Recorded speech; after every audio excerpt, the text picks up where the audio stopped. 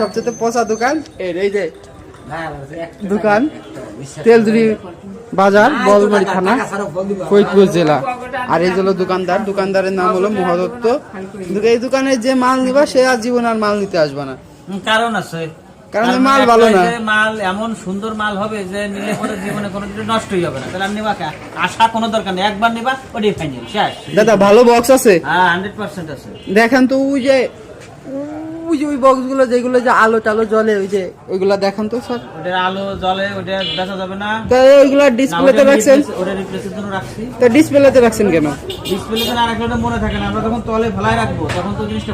আমি বাজারে খোঁজ খবর নিয়ে দেখলাম যে একজন বলে 2 মাস আগে ওইগুলোর টাকা দিছে, আপনি বলে এখনো আইনে দেন নাই। ওই বক্স নেবে সে 2 মাস আগে টাকা দিছে, এখনো বলে বক্স আইনে দেন নাই বা কোনো কিছু বলেন না, এরকম রিপোর্ট তো বাজারে পাইলাম। আপনি সত্য কথা কোনটা?